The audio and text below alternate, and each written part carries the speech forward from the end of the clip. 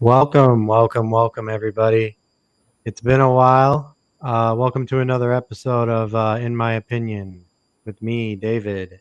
I have with me today Marie Shadows from Yep. the Square Circle podcast. Um, also, I believe in your bio it says ex-WWE employee, which is Yes. that's pretty cool. It's pretty cool. Um, so welcome to the show. You Thank know, you for having me, welcome. man. Yeah, this is awesome. So. Um, what we're gonna do here, in case you don't know, in my opinion, is like a debate discussion type show. So we're gonna have different types of questions come at you. We're gonna give each our opinion on it and see what goes from there. Um, but before we do that, I just want you to take a second. Can you let everybody know what you do on your podcast or what's coming up? Sure. I am Marie Shadows. I am the host and the creator of the Square Circle podcast. The Square Circle podcast dives deep into professional wrestling. I basically break down matches and stories for the casual fan and hardcore fans to just appreciate the kayfabe and storytelling aspect of it a lot more. I have recently been just talking about the New Japan Cup, all the Bullet Club and God drama, and trying to get you guys to understand the significance of this war because it's different from the first Civil War. And then also I review the New Japan Pro Wrestling series called Lions War, which I just write them out and give my commentary for it. So I just dabble more on the New Japan side than like the AEW and like WWE and like Impact and MLW side. Just recently, I talked about the AEW and DDT partnership, so that's something to also check out. Are you excited about that partnership? I'm a little concerned. I'm a little concerned, only because for some reason, like you can see the difference in audience respect levels when it comes to professional wrestling. So, like over on the Japanese side, they allow wrestlers to be silly and quirky and express themselves very creatively. Here on our side, it's sort of like 50-50. You may have the fans that will be like, yo, express yourself however you want. And then you have the other fans that are like, yo, this isn't wrestling. We should not have like any silly stuff and whatnot. So because that side is more sort of like brainwashed, I'm a little afraid it might trickle in. And then when the DDT wrestlers come over and get featured on like Dynamite or Rampage, the feedback is not going to be very well. And I'm not sure how they're going to take it, depending on what they do. So I'm a little bit on the concern side, just because they're just bringing them in, and I'm not sure they're going to do any stories or anything like that. Like, imagine if they bring the giant panda over and then also the blow up doll over, like, people are just going to like shit on it, and I don't want that. I hear you. Yeah, no, it's but like people, they didn't really do anything when they had that little relationship with New Japan too, and that's what I'm Yeah. worried about is that they'll have them come in for like a cup of coffee and then not do anything with them after that. That's yeah, I hear what you're saying. It's kind of like being on the fence about it. Yeah. Yeah. Um, but came up with a question just now. He said, for people that are not familiar with the New Japan, what's a match that someone should watch if they're not Oh man, familiar there with it? are there are many of them, but if you want to try to catch up with like New Japan, when New Japan, I mean, when New Japan, when the New Japan Cup started, right, just right out the gate, round one. So this is like at the beginning of March. Okada versus El Desperado was a very fantastic match. And then we had like Hiromu versus Suzuki, very amazing match. Let's see who else, because I mentioned quite a few of them before. Obviously, I'm not. You could go back and watch the Okada and Kenny Omega matches if you want to. Those are always like Hmm. the classic ones. I'm trying to give you guys like if you go back to the G1, you have Tama versus Okada, a very nice one. Tama versus Sonata is also a good one too during the G1. Power Struggle was the rematch between Tama and Okada.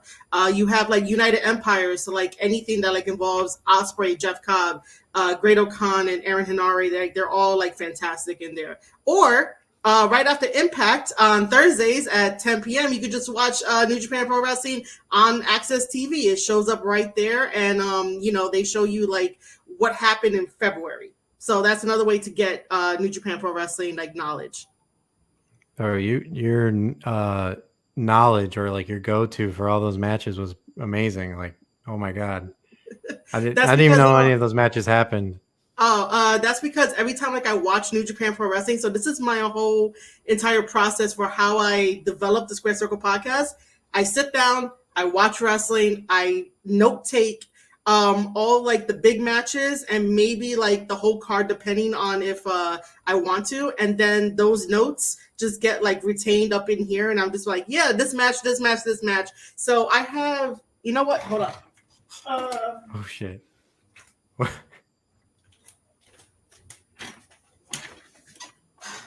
So I don't know how well this is going to show on here, or maybe not. Do I have to take off the thing?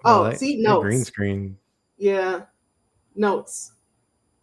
So like I do write everything by hand when I watch these episodes, and when I tell you guys on my podcast, this is exactly what happened. This is why this wrestler used this move. When wrestlers use when they work on the arm, like the reason why they work on the arm and stuff like that. Especially let's see. Like for example, Zack Sabre Jr. is very technical. He's submission based. So if he's working on a body part, you're eventually going to tap out. So that's the reason why like I take all these notes and I remember like all this stuff. Nice. No, that makes sense. So you don't miss any like little detail too, because a lot of people miss a lot of things. I remember I watch like a 2-hour show and I forget what happens within the next hour. So yeah. Probably need to start doing that myself, to be honest, if I want to do like a review show one of these days. Transitioning to that, what drew you to wanting to like get into wrestling? So it's all started with my dad. He was big into professional wrestling, so he started me off watching NWA and IWA Mid-South and like all the old school type of wrestling, AWA, I think that should be one of them too. WCCW and like all the rest of that, and it just grew from there. Just my love for it, and then I got into like WWF with him. He took me to some Ring of Honor shows because I was like, I want to go to Ring of Honor, and then that's where I was like, yay, I want to be a wrestler, and obviously that didn't happen. And then it just continued to go on, and then I eventually made my 7-year-old dream come true to go to WWE. And then now I'm here doing podcast episodes, trying to get back into like signing with a company. So that's like the timeline in a way. It's all thanks to my dad. That's awesome. So I wanted to ask, can you tell me like what you did as working for them? Okay. Yeah, sure, that's fine. About that. That's fine. So, originally I wanted to be a writer for them forever because I was like, well, I know that there's writing aspect into it. That's why I got my degree in creative writing and like my publishing certificate.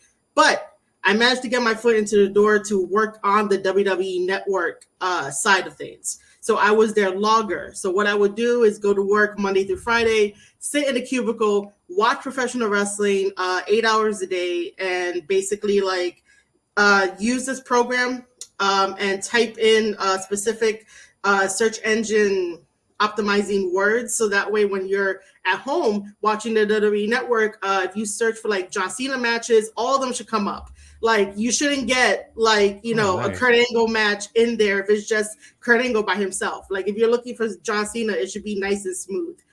So my job was to try to make your experience with the WWE network that much smoother.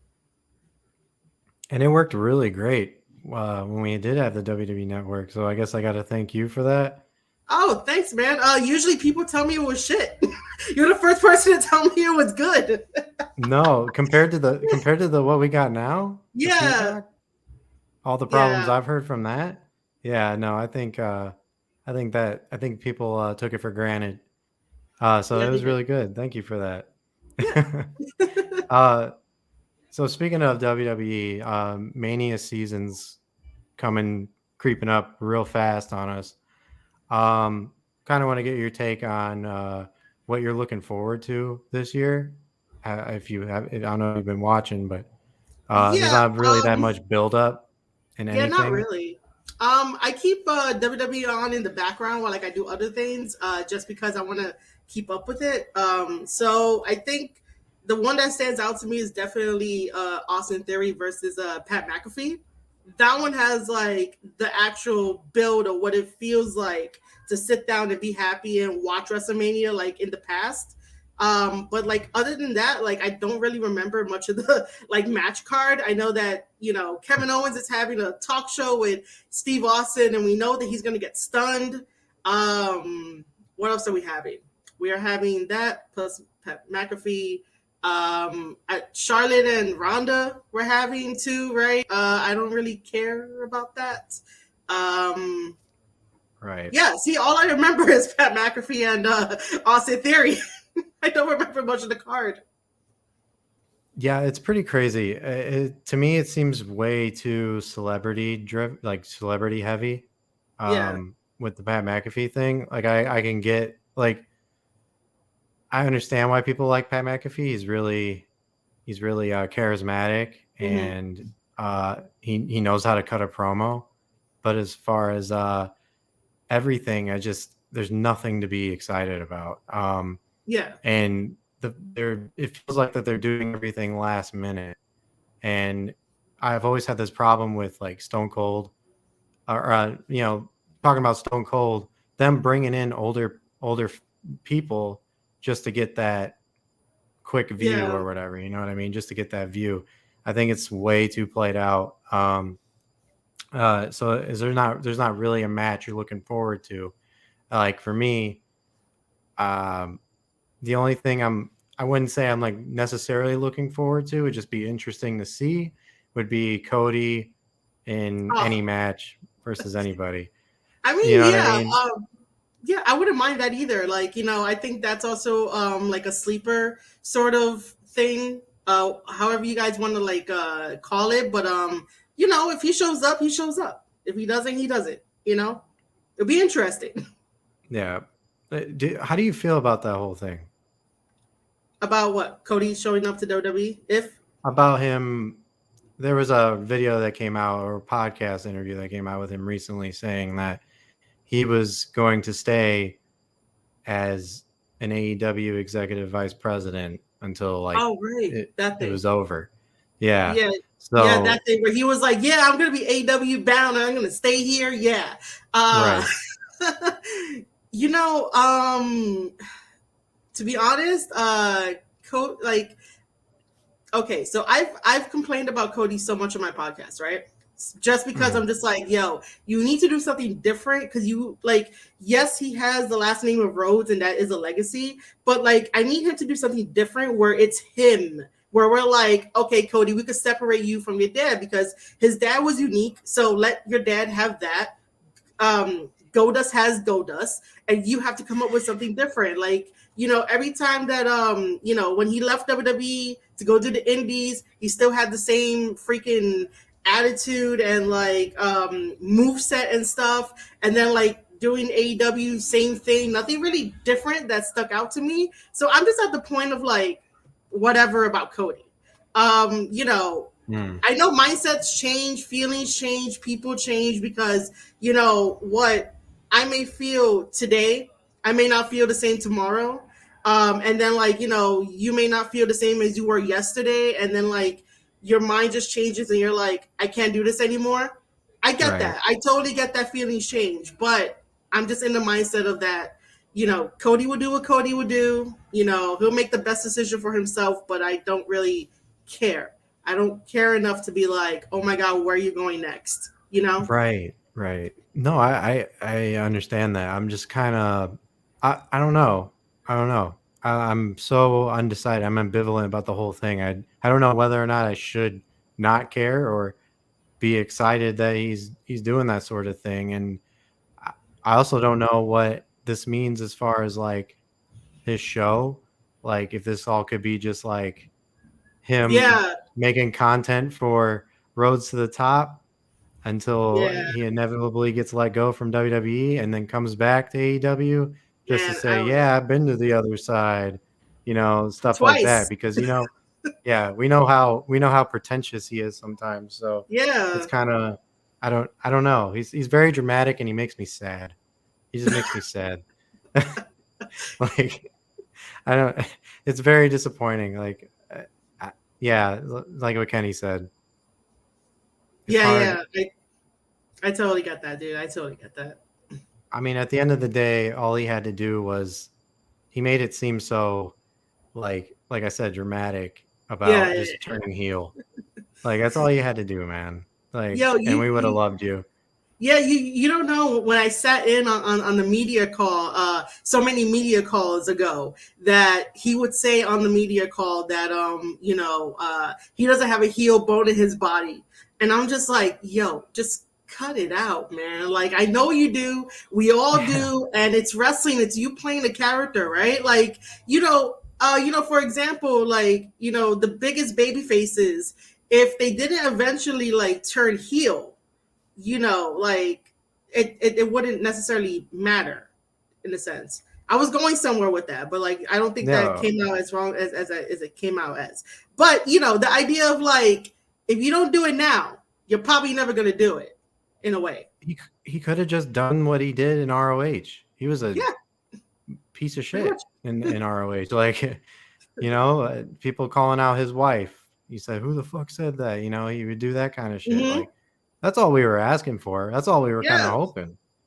But if he thinks like going over there is the grass is greener on the other side, by all means, you yeah. know. Uh, Well, I'm looking you forward to and seeing I. him on.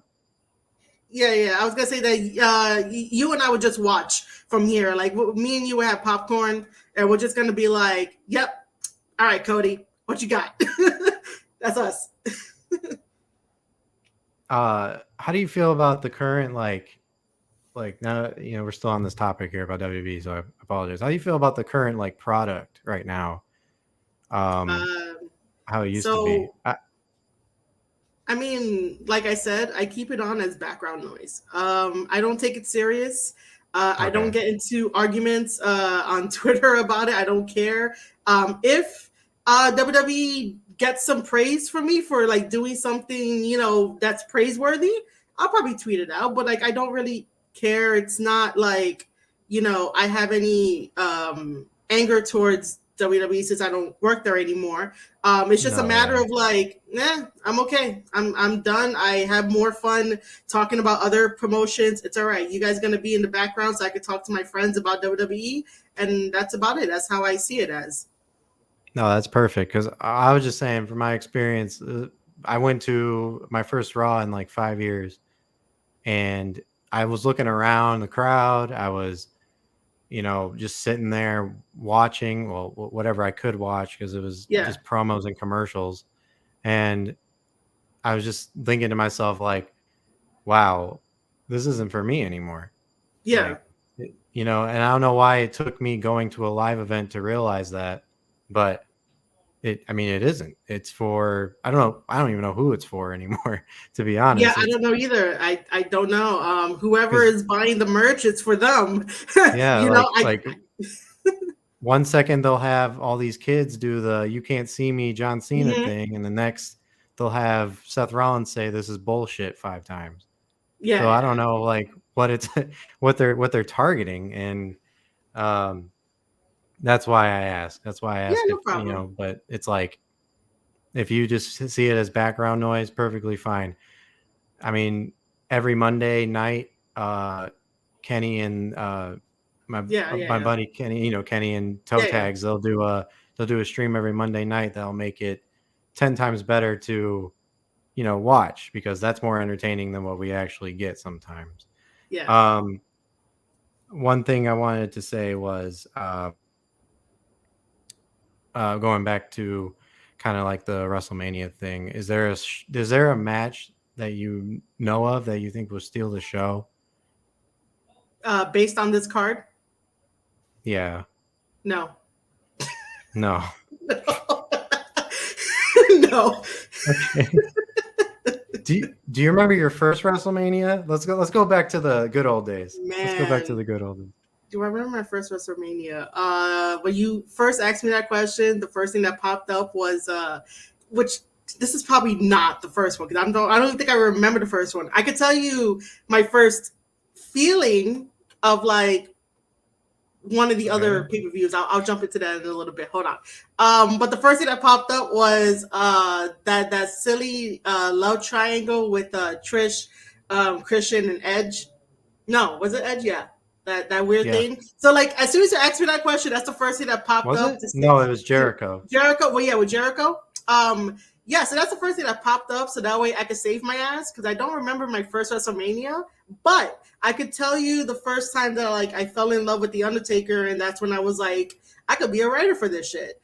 And that was when he was facing Kane in the Inferno match. Like that one, like still got me here in the feels. So I'm more for like feeling than like remembering sometimes, if that makes sense.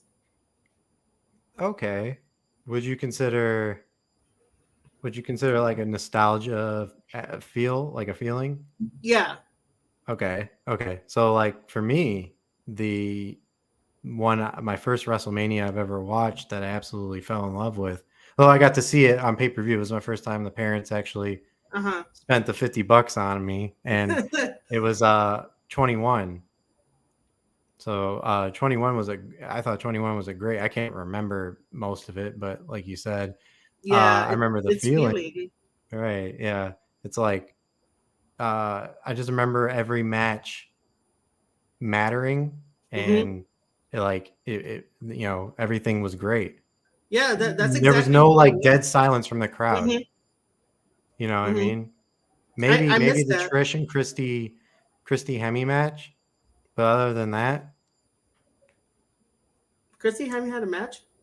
Yeah, she had a little feud. Yeah, you remember that?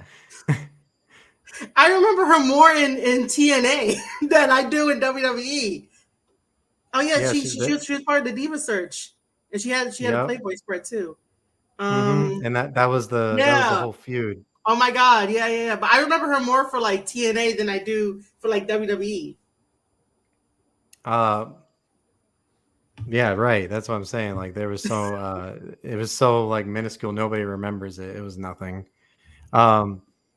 What would you say? You're pretty much New Japan, like you said, right? For the time being, until like something else captures my heart, like how New Japan captures my heart. So, okay. Are you big on the indies? I mean, sort of. I can't keep up with all the indies, but I do try to keep up with the indies that my wrestling buddies go to, and they have their matches and stuff like that. So like I'm good friends with PJ Savage, who's part of Takeover, and I was just recently helping him out with Promo Day, which is shooting a bunch of promos in New York City. So I was helping him with that. I have to release my side of the vlog soon, but yeah, I got the chance to like go out and help him with that one.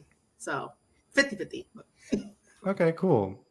You know what? I'm just gonna come out and ask you this question here. This is the big question that I've had saved up for a little while now. Okay. And I just want to know, why do you not like CM Punk? Okay, so we're actually gonna get to it. Yeah. All right. So this is gonna be a story. So like, settle in for this one, right?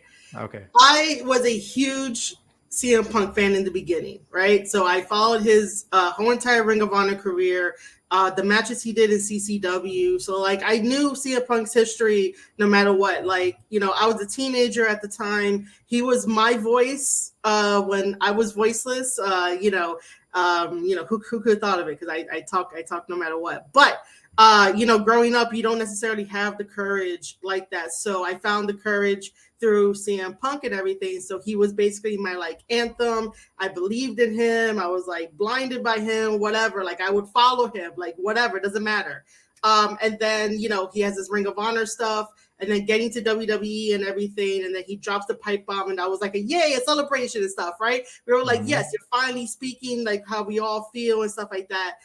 It got until you know, the way he decided to leave and everything, and then get on Colt Cabana's podcast to just spill everything without like a second thought to be like, you know, is this gonna slander anybody else? Is this gonna do anything to anybody else? Because it just felt like he was able to throw people under the bus without a second thought, right? So when he's telling the story on Colt Cabana's podcast, especially when he's talking about his staph infection, I was like, why didn't you, you know, say, fuck it, I'm going to take a day off. I'm going to go to an actual doctor and get like a second opinion, a doctor that's not part of like WWE. You go to your own personal doctor, get that information, bring it back to Vince and be like, hey, I am not feeling well. I can't do this anymore. Like, here's my papers. Here's my proof. Because I'm always of the belief of, if you bring the proof to somebody, somebody should be like, all right, cool, I see it here. You know, let's work on this. I don't think that Vince and Triple H are like the bad guys that everyone makes them out to be, unless like you're being shitty to them for like no reason without any evidence or whatever the case. If you present it to them in a very professional way, be like, hey, here's this, I think they'll be very receptive to be like, all right, cool, let's fix it. But it made it seem as if like everything he dealt with, he kept it to himself rather than trying to tell people. You could tell the doctor over there in WWE to be like, hey, I'm not feeling well. But if that communication is not going to a bigger management or like anyone higher up, of course it's going to feel like no one's listening to you. No one's really taking you seriously. Like, you know, I just felt like if he was able to throw people under the bus, then me as a fan, you're going to be able to throw me under the bus. And I don't appreciate that. Like, I like loyalty, respect, and like transparency. The moment that somebody can easily turn and throw anyone under the bus because, you know, they basically don't want to take like at least half responsibility for like their own health or like their own problems, that's not cool. So after that whole entire story and slandering the doctor the way that it happened, I just lost all respect, nothing at all, and nothing's going to change the way that I view CM Punk, because that was an asshole thing to do. I know there's different ways of handling it. That was just his one side. Colt Cabana almost, like, his podcast almost tanked, so he didn't think about that. It's just a lot of factors that went into it that I was just like, bro, like, really, what the fuck? So yeah, that's exactly why I just don't like CM Punk anymore, of how he handled you know, his business. Wow. Okay. I mean, that's surprising to me because he seems like the kind of guy that would be vocal about that sort of thing if he is sick. Right? I feel like he was. Didn't he say that in the podcast that he told them time and time again? He was only vocal to the doctor. If he specifically knocked on Vince McMahon's door, or at least Triple H's door, and be like, hey, you know, the doctor's not listening to me. Did the doctor tell you this? You know, he just made it seem like it was the doctor's fault for not communicating that, when he had the power to, you know, just drop a day. Don't show up to work. Go to your personal doctor and come back with proof. If you think, right, and this is for everybody out there who's listening to this. This is in general. If you think that someone is not listening to you, just go over their head and go straight to the person that's like really, really in charge and let them know, hey, I told the doctor this many, many times. I don't know if he told you this, but I can't do this anymore. We're gonna need some time off. But it was mainly him just talking to the doctor, and the doctor keep giving him Z-Packs. Like, no, you go above him. He's not listening. He's not helping you. You go directly to the source to get the help. Okay. It's like, it's weird because my rebuttal is, are they always there all the time for him to talk to? Or, you know, with the schedules that they work, can he go see a doctor like that? Just any doctor? And I mean, if I was him, I would just definitely not no-show. And there goes my proof why I wouldn't no-show, because I will go to a personal doctor. If he felt that his life was so in danger, you have to do everything in your power to be like, nah, the job is not that important. The belt is not that important. My life is important. So I'm just going to drop everything. Don't care if it's a no-show. It's going to look bad on him. It is. It really is. But if you cared about your health, you would do everything in your power to like go get the actual help you need, the actual results you need, bring it back. And I think like, Vince will probably give him like a reprimand because you're like, yo, you didn't no-show. But here's my proof of why I didn't do it. It's not like I'm telling him to take a free day. I'm telling him to go get it checked out by an actual doctor and not a WWE doctor. So if I was him, I would have dropped everything. If I felt like my life was like so in danger. So is there no redeeming qualities to CM Punk now? No, not at all. No. After that, like, no, there's nothing to redeem because that's like the biggest asshole-ist thing to really do, to try to blame the doctor more than you trying to take like half responsibility, because you have the power. If you're able to still walk and talk and think, yeah, you're able to save your own life by doing what's best for you rather than trying to have someone else try to do what's best for you. Me personally, I'm just a type that's very independent. I'm going to do it myself. If I feel like you're not listening to me, I will go directly to the source. And then that person will listen to me. And that's thanks to him, because he was definitely like, being the voice of like, the voiceless. So, yeah, there is no redeeming qualities. So yeah, and I'm a big guy about the chain of command and stuff like that, and maybe like you said, go over. Sometimes you got to go over somebody's head to do that. Here's a question from Amy. What was wrong with him? She's a newbie, so she doesn't know. Okay, so hey Amy, what's up? So CM Punk, I believe that because his schedule became a little bit more hectic because he was WWE champion at the time, he somehow ended up getting like a staph infection. So I'm guessing about like maybe like this big in like his lower back. I'm definitely not a doctor, but after I guess taking so many bumps or whatever, I don't know how a staph infection forms, but apparently there was a staph infection on his lower back. He went to the WWE doctor that they have there, and he was like, "Hey, doctor, there's like this bump on my back. There's a staph infection." The doctor was like, "Oh no, you're fine. Just take a Z-Pack," which I'm guessing it's like pills or something. I don't know. So he took it. He kept taking it because that's what they kept feeding him, and then it made him worse. It made him feel worse, and then eventually, all thanks to like AJ Lee, eventually he went to go see a second opinion. Went to go see a doctor for the second opinion, to try to see what they could do. The doctor said, yes, it is a staph infection. That personal doctor removed it and everything. And then, yeah, that's exactly what happened to him. So essentially he was getting sick off of the staph infection. Yeah, but it took him that long to go to a second doctor.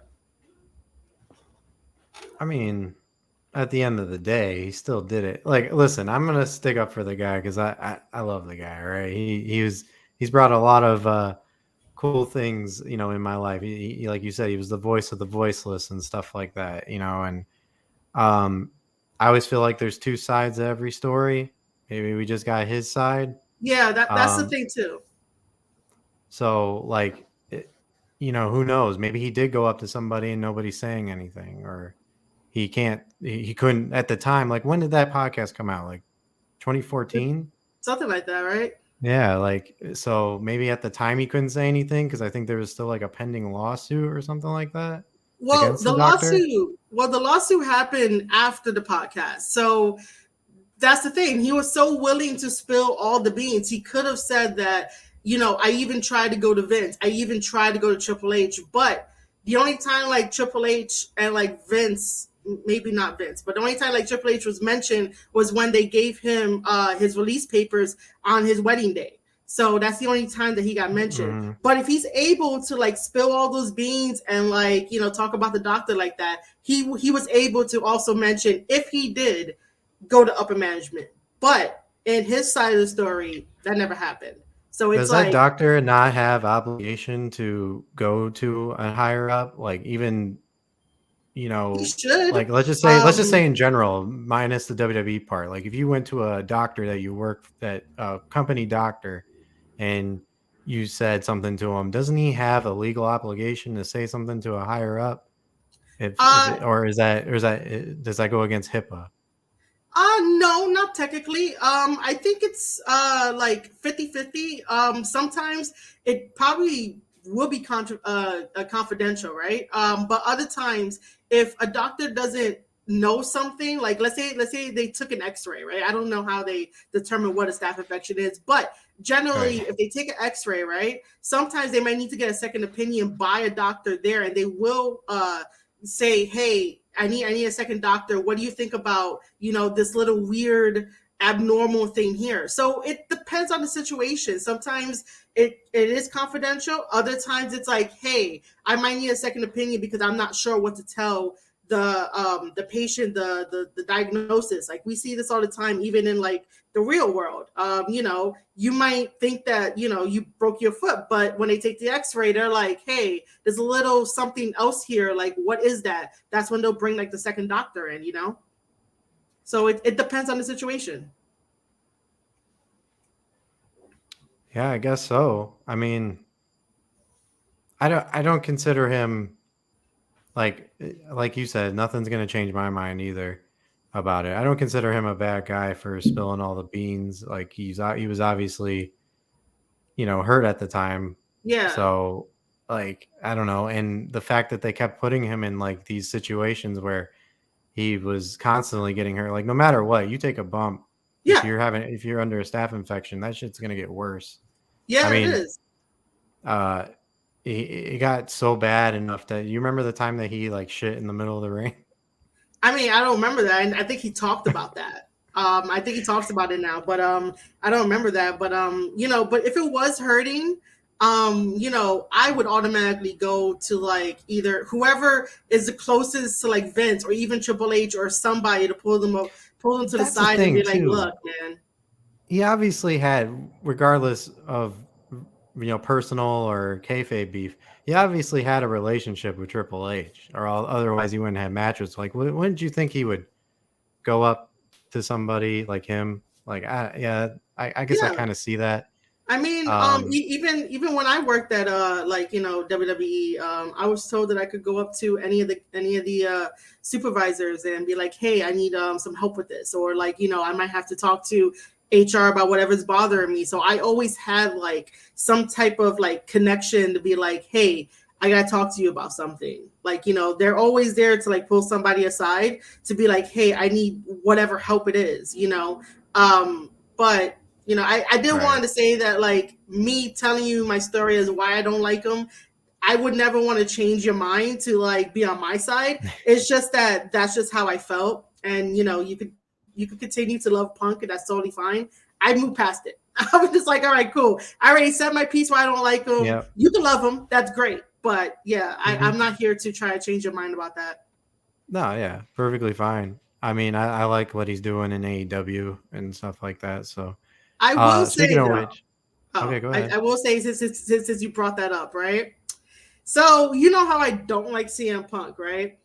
So Mm-hmm. during the Revolution pay per view, when he came out with his old theme song from Ring of Honor and had the AFI, you don't Mm-hmm. know how bad I was screaming inside to be like, no, because I was like that. I was like, that's basically my teenage years, and I was like, yo, I know that shit.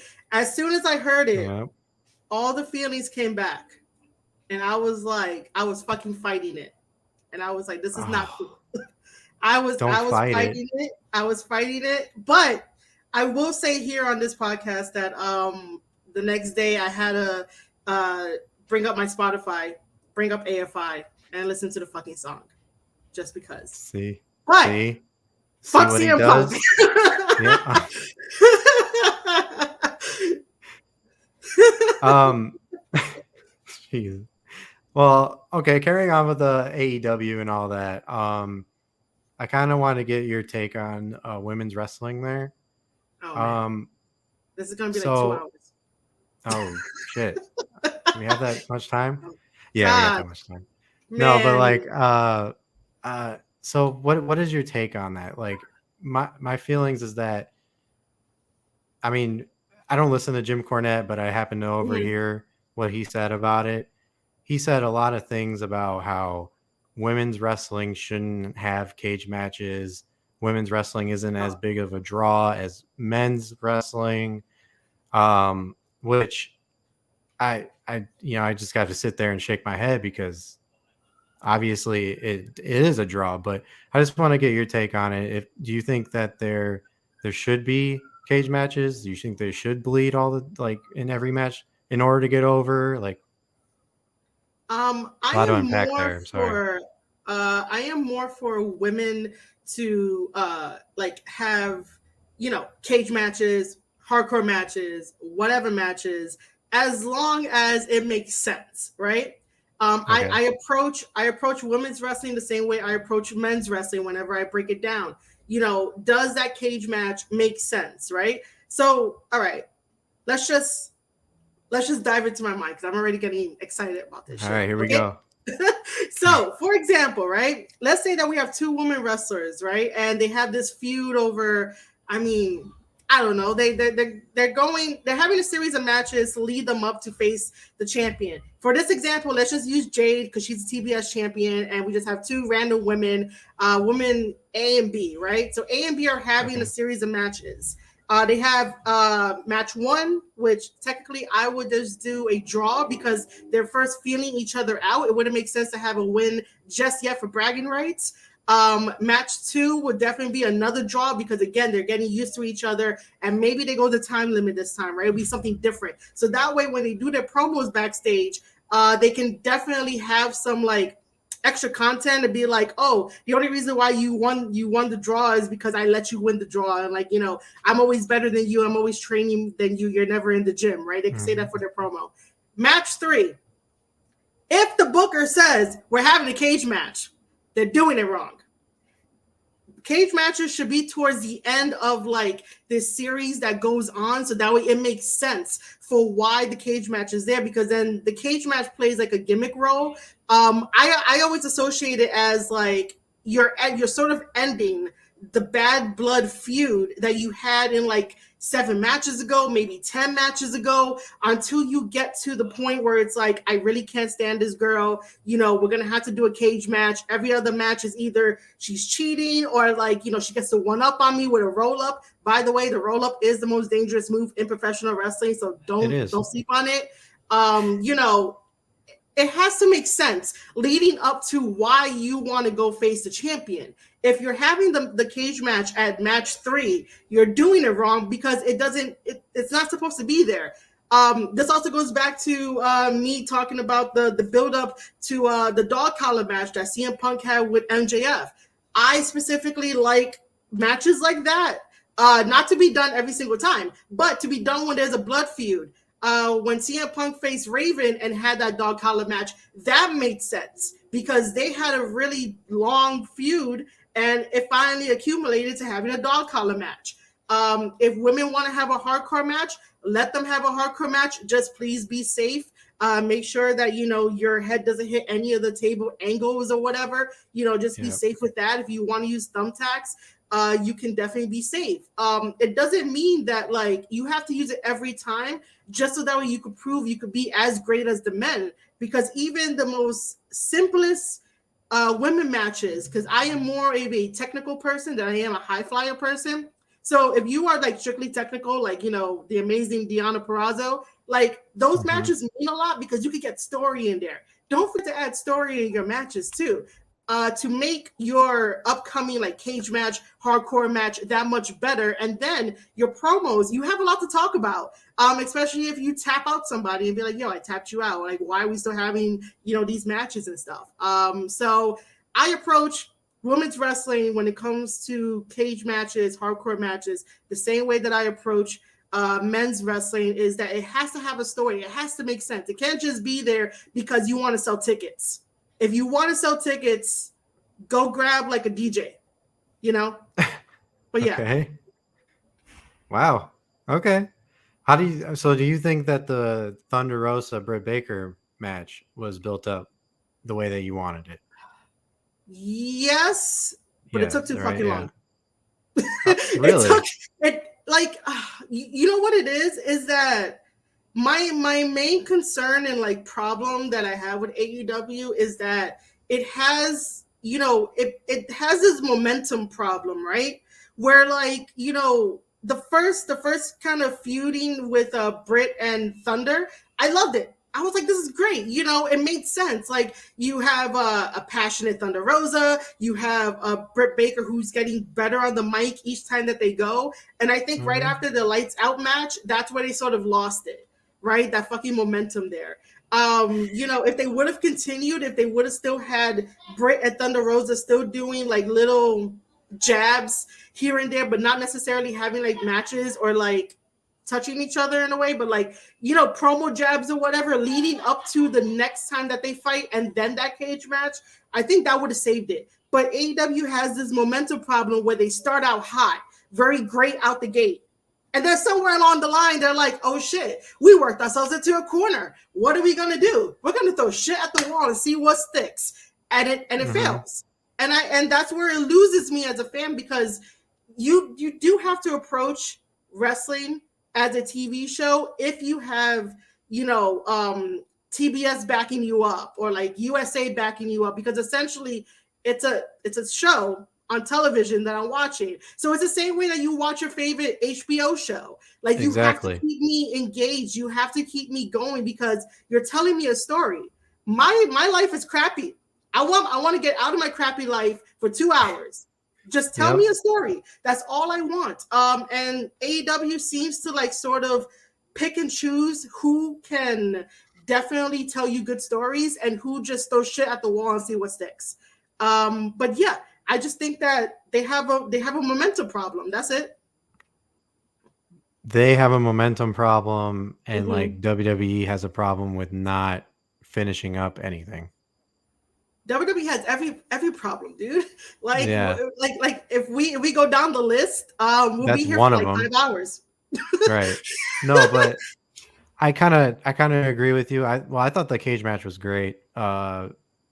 Which, by the way, I haven't seen it. I haven't like sat down to actually see it yet because I've been distracted by everything else. But through Twitter, you know, it looked okay. But I need to like go back and watch it, just so you know. Yeah, you should definitely watch it. Yeah. I'm more of I'm more upset about how they did it. Like, I feel like Thunder Rosa's time to win the belt was at Revolution. Yeah, right. On Dynamite for some reason. Also, I did feel like the rankings don't make a lot of sense. Oh my god, no. That was the first time. That was the first time I kind of realized, like, wait, this doesn't make any sense. How is Thunder Rosa still like number 3 when she just lost like a big title match? Look, man, I would say this though, that the idea of the rankings is probably a fresh idea. It's a new idea and it could be great. However, I am not a numbers person, you know. I always joke around saying that like I got the Steiner degree math just because I don't like numbers. But it doesn't make any sense, and if they're not going to use it properly, then like it should be done with.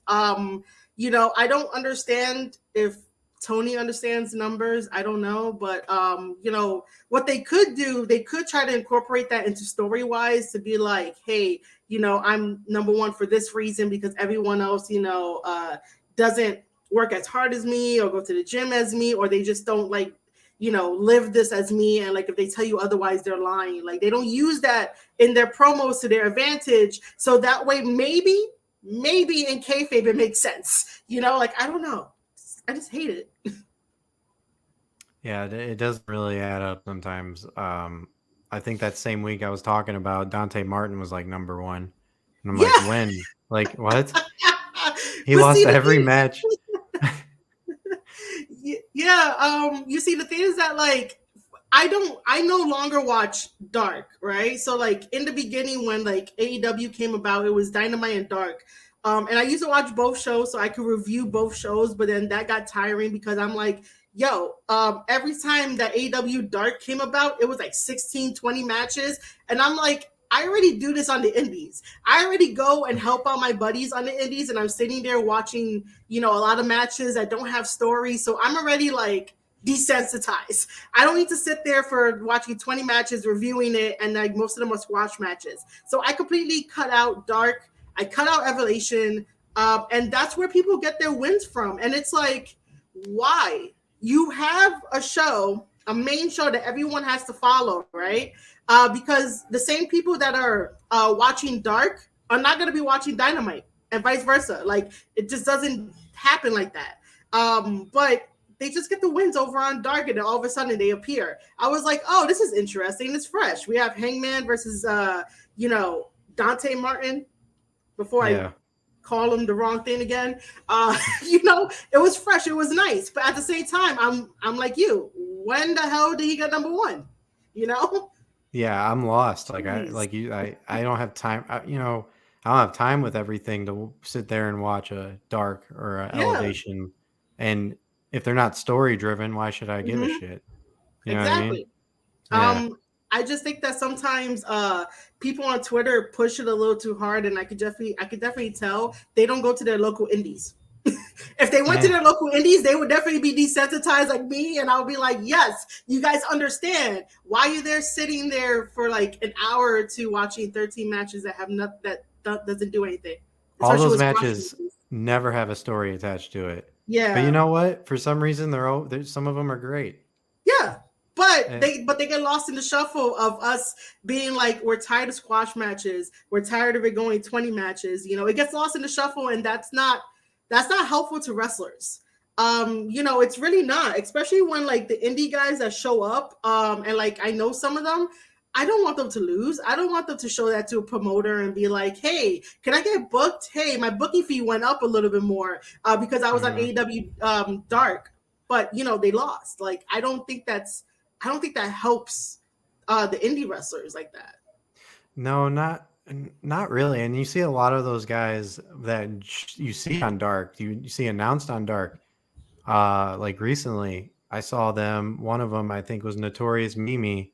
Yeah. Who just got signed with WWE. So I don't know if that really does anything because she was just going to go to WWE regardless or try out there regardless, right? So I don't know. Maybe it's a resume building thing.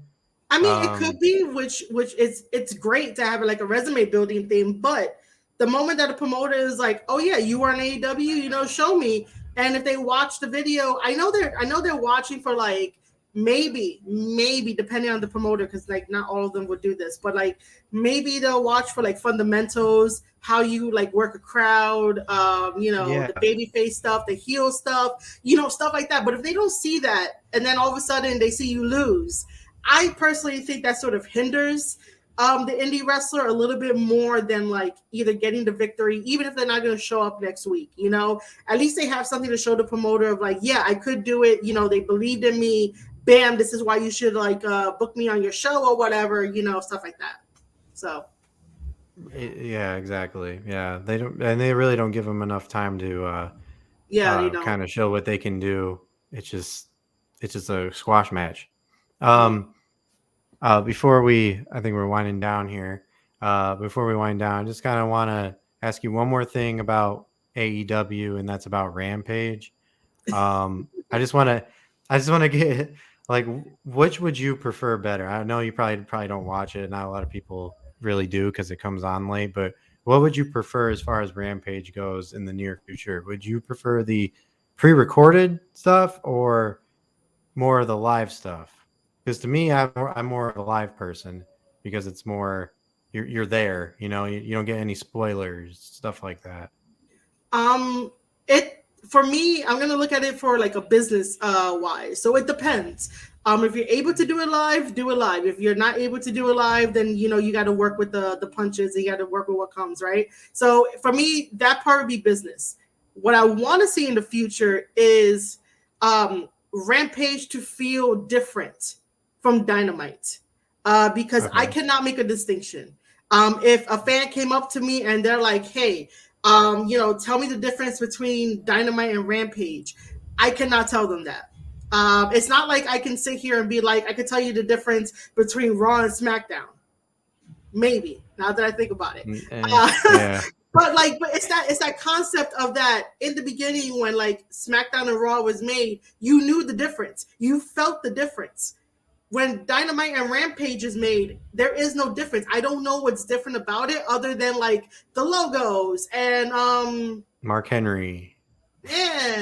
Yeah, I don't know, but yeah.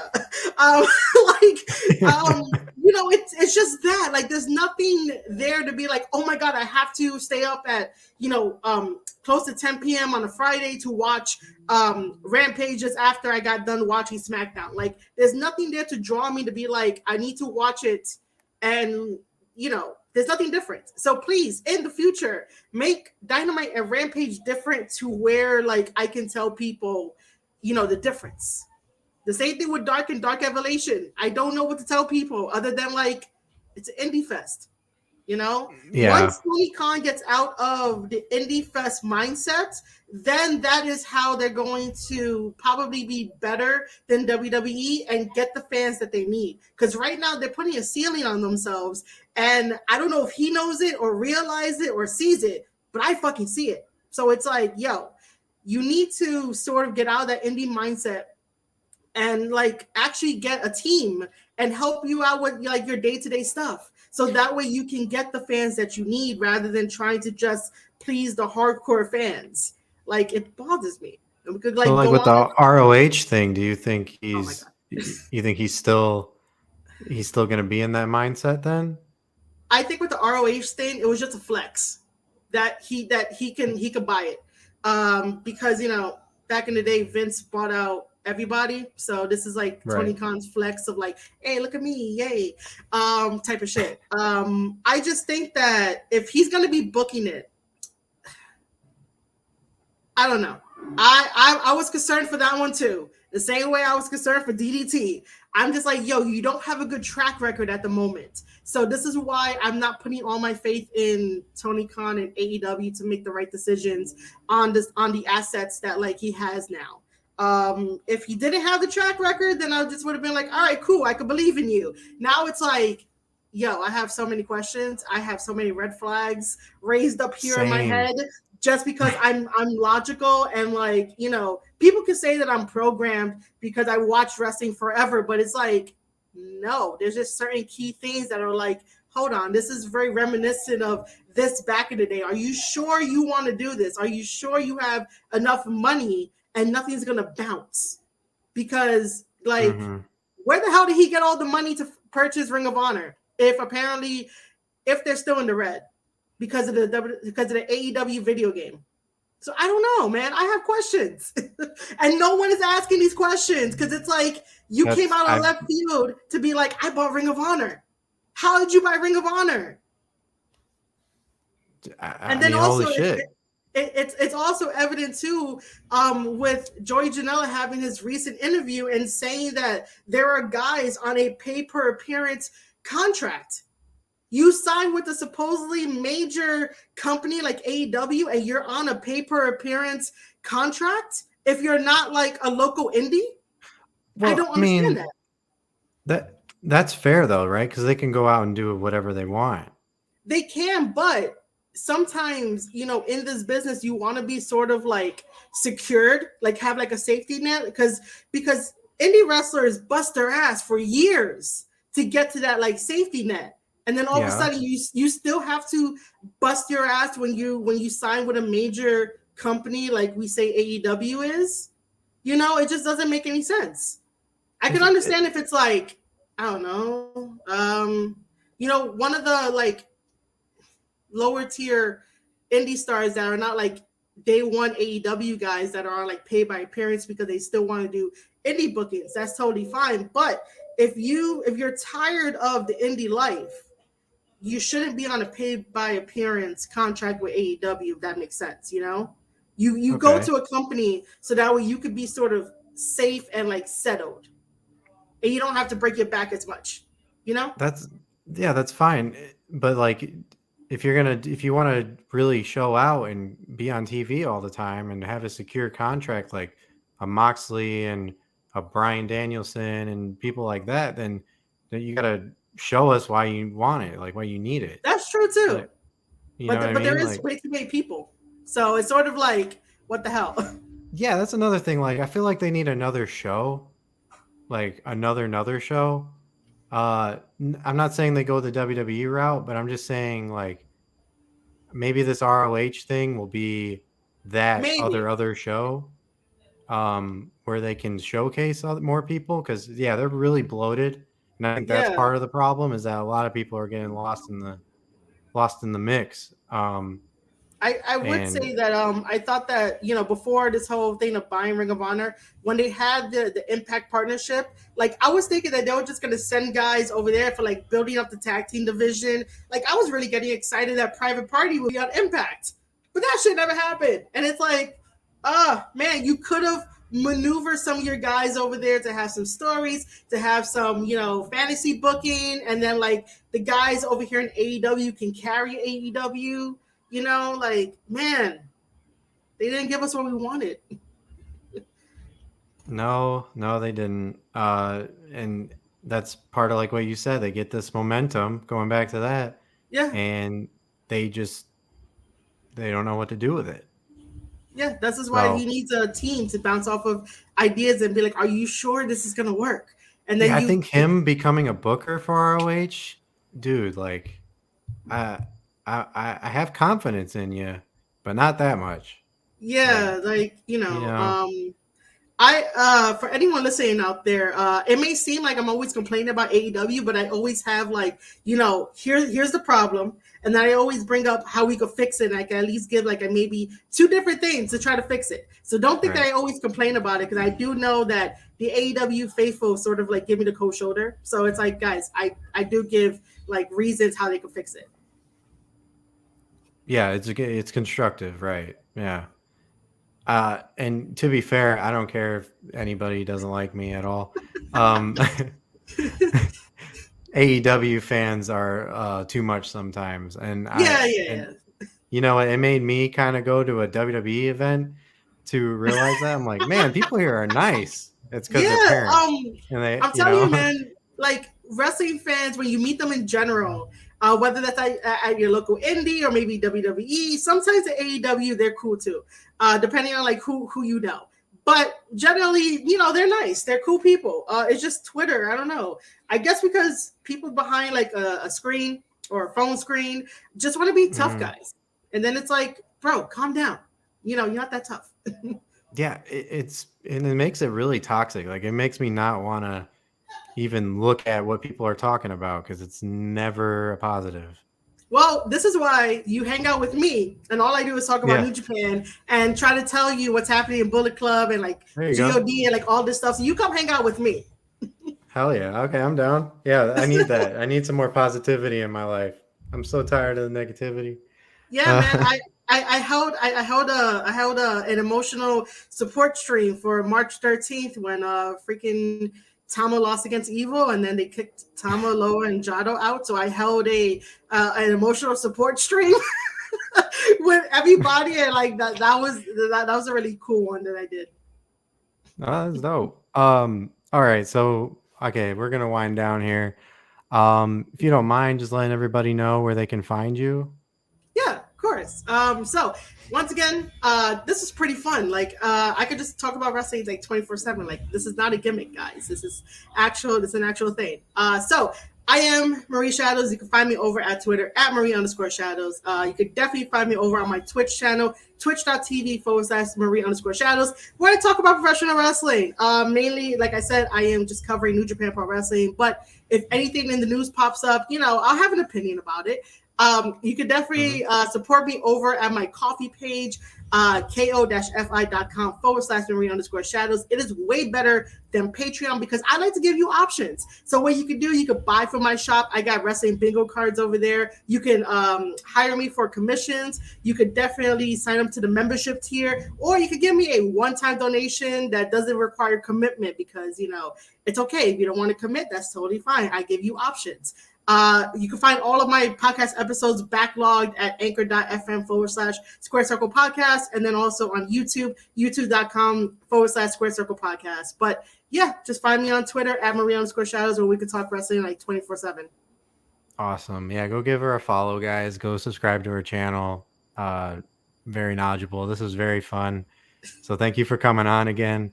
Of course, thank man. you all for yeah. Thanks guys for tuning in. And that's it. We're out of here. Bye-bye.